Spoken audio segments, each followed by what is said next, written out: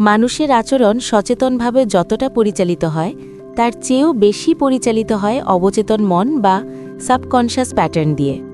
সম্পর্কের জগতে অনেক আচরণ আছে যা কেউ কারো তরফ থেকে ইচ্ছাকৃত নয়, মানে তারা জানে না যে তারা ম্যানিপুলেশন করছে।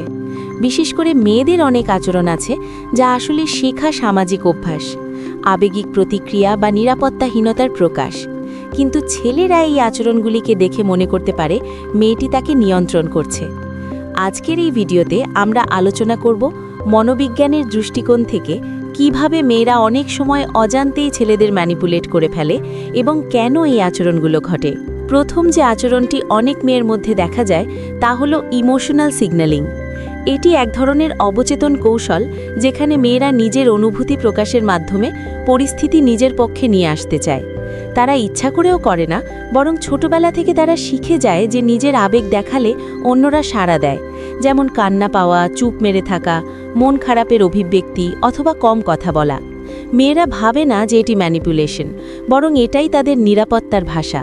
কিন্তু অনেক ছেলেই এই আচরণে দ্রুত সাড়া দেয় এবং নিজেকে দায়ী মনে করে, যা ধীরে ধীরে এক ধরনের ইমোশনাল স্টিয়ারিং তৈরি করে। দ্বিতীয় অবচেতন ম্যানিপুলেশন হল অ্যাপ্রুভাল উইথড্রল, মানে হঠাৎ করে নিজের অনুমোদন বা অ্যাটেনশন কমিয়ে দেওয়া। এটি সাধারণত তখন ঘটে যখন মেয়েটি কষ্ট পায় বা কিছু ভুল বোঝে, তবে ছেলেরা মনে করে মেয়েটি তাকে শাস্তি দিচ্ছে। আসলে নয়।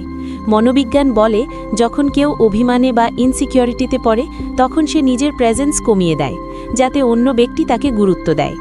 এই আচরণ চাইলেও মেয়েরা বোঝে না যে এতে ছেলেদের মানসিক চাপ তৈরি হয় এবং সিদ্ধান্তগুলো মেয়েটির ইমোশনের উপর নির্ভর করতে শুরু করে।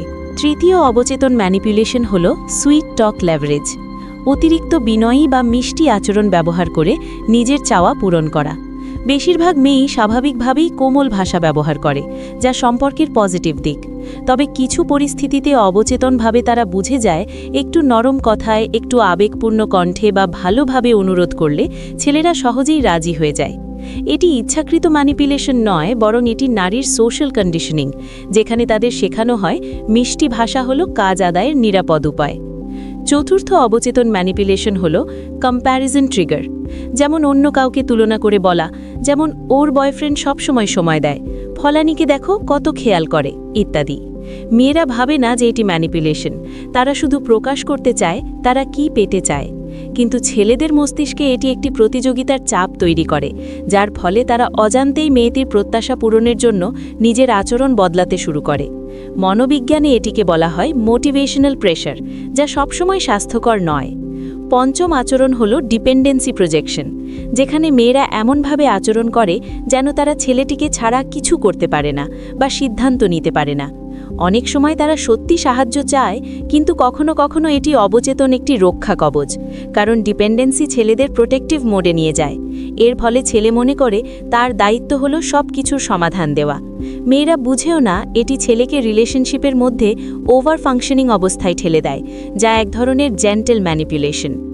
আরেকটি সাধারণ অবচেতন পদ্ধতি হল রিওয়ার্ড অ্যান্ড অ্যাপ্রিসিয়েশন শিফট, যেমন কিছু ক্ষেত্রে ছেলেটি কোনো কাজ করলে মেয়েরা তাকে প্রচুর প্রশংসা করে, আর যখন ছেলেটি প্রত্যাশার কম কিছু করে তখন প্রশংসা একদমই নেই। মেয়েরা ভাবে না যে তারা রিওয়ার্ড দিয়ে আচরণ পরিবর্তন করছে, কিন্তু ছেলেরা ধীরে ধীরে এই রিওয়ার্ড সিস্টেমের উপর নির্ভর করতে থাকে। এটি ঠিক ট্রেনিংয়ের মতো কাজ করে, যদিও মেয়েদের উদ্দেশ্য থাকে না কাউকে ট্রেন করার। সবচেয়ে গুরুত্বপূর্ণ বিষয় হল নিজেকে বোঝা। সম্পর্ক তখনই ভালো হয় যখন দুজন মানুষই নিজেদের অবচেতন প্যাটার্ন সম্পর্কে সচেতন হয় এবং সেগুলোকে নিয়ন্ত্রণ করতে শেখে। যদি মানুষের মন, অবচেতন আচরণ, সম্পর্ক এবং মনোবিজ্ঞান নিয়ে আরও এমন ভিডিও দেখতে চান, তাহলে অবশ্যই সাবস্ক্রাইব করুন হিডেন সাইকোলজি চ্যানেলটি।